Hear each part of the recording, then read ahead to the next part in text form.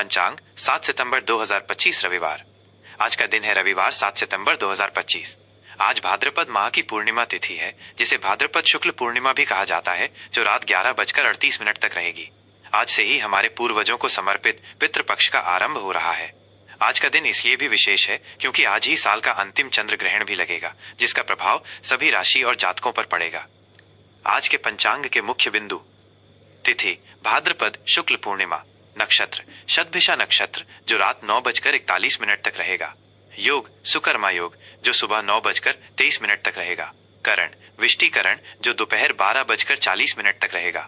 सूर्य राशि सिंह, चंद्र राशि कुंभ, सूर्योदय सुबह सुबह के 5:40, सूर्यास्त शाम शाम के 6:10, राहु काल शाम शाम के 5:01 से शाम के 6:36। इस दिन का विशेष धार्मिक महत्व: आज का दिन दो महत्वपूर्ण आध्यात्मिक घटनाओं के कारण विशेष है: पितृपक्ष का आरंभ और चंद्र ग्रहण। 1. पितृपक्ष और श्राद्ध का महत्व। आज से 16 दिन तक चलने वाला पितृपक्ष आरंभ हो रहा है, जो हमारे पूर्वजों के प्रति सम्मान और कृतज्ञता व्यक्त करने का समय है। सनातन धर्म में यह मान्यता है कि पितृपक्ष के दौरान हमारे पूर्वज पृथ्वी लोक पर आते हैं, इसलिए उनकी आत्मा की शांति और मुक्ति के लिए इस समय श्राद्ध, तर्पण और दान पुण्य के कार्य किए जाते हैं। आज पूर्णिमा का श्राद्ध है। इस दिन उन सभी पूर्वजों का श्राद्ध किया जाता है जिनका देहावसान किसी भी पूर्णिमा तिथि को हुआ हो। आप आज के दिन अपने पितरों को जल से तर्पण करें। इसके लिए जल में काले तिल, जौ और गंगा जल मिलाकर दक्षिण दिशा की ओर मुख करके तर्पण किया जाता है। साथ ही ब्राह्मणों और जरूरतमंदों को भोजन कराकर या दान देकर पितरों का आशीर्वाद प्राप्त करें। 2. चंद्र ग्रहण और सूतक काल। आज रात चंद्र ग्रहण लगने वाला है। ज्योतिषीय और धार्मिक मान्यताओं के अनुसार ग्रहण के समय प्रकृति में नकारात्मक ऊर्जा का प्रवाह बढ़ जाता है, इसलिए कुछ विशेष नियमों का पालन करना अनिवार्य है। सूतक काल ग्रहण का सूतक दोपहर 12:58 से शुरू हो जाएगा। सूतक काल में भोजन करना, पकाना और देवी देवताओं की मूर्तियों को स्पर्श करना वर्जित होता है। ग्रहण के दौरान इस समय भगवान के नाम का जाप करना सबसे उत्तम होता है। आप गायत्री मंत्र, महामृत्युंजय मंत्र या अपने इष्टदेव के मंत्र का जाप कर सकते हैं। यह नकारात्मक ऊर्जा से आपकी रक्षा करता है। ग्रहण के बाद ग्रहण समाप्त होने पर रात 01:26 के बाद स्नान करना, पहने हुए वस्त्र बदलना और पूरे घर में गंगा जल छिड़ककर शुद्धिकरण करना आवश्यक है। इसके बाद ही कोई धार्मिक कार्य या भोजन ग्रहण करें। ग्रहण के दुष्प्रभाव से बचने के लिए अन्न, वस्त्र या धन का दान अवश्य करें। आज का दिन हमारे पूर्वजों को याद करने और अपनी आध्यात्मिक शुद्धि करने का एक सुनहरा अवसर है। इस दिन का लाभ उठाएं और अपने जीवन में सुख शांति पाएं।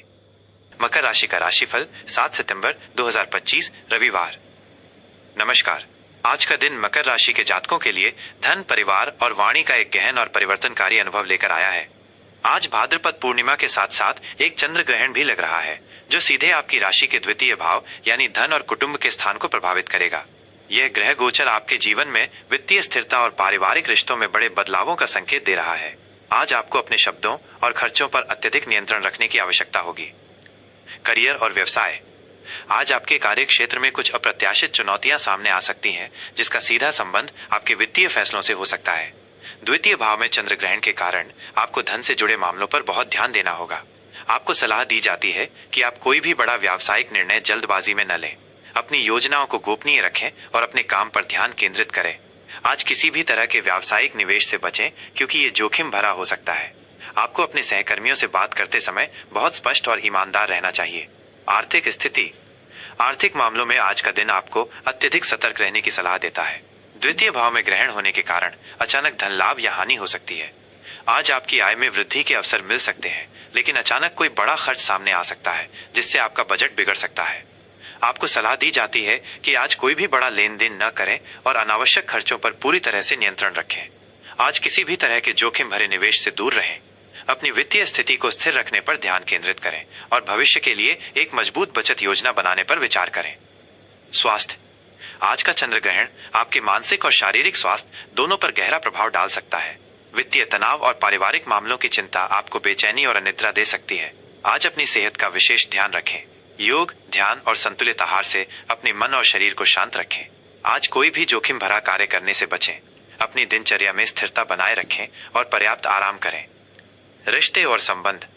आज के दिन भावनात्मक रूप से बहुत उतार चढ़ाव रहने की संभावना है, जिसका सीधा असर आपके रिश्तों पर दिख सकता है। विवाहित जीवन। विवाहित जातकों के लिए आज का दिन रिश्तों में कुछ तनाव ला सकता है। आप दोनों के बीच वित्तीय मामलों या परिवार से जुड़ी बातों पर गलतफहमियां हो सकती हैं। आपको सलाह दी जाती है कि आप अपनी वाणी पर विशेष नियंत्रण रखें और धैर्य से काम लें। छोटी छोटी बातों पर प्रतिक्रिया देने से बचें और प्यार से बात करें।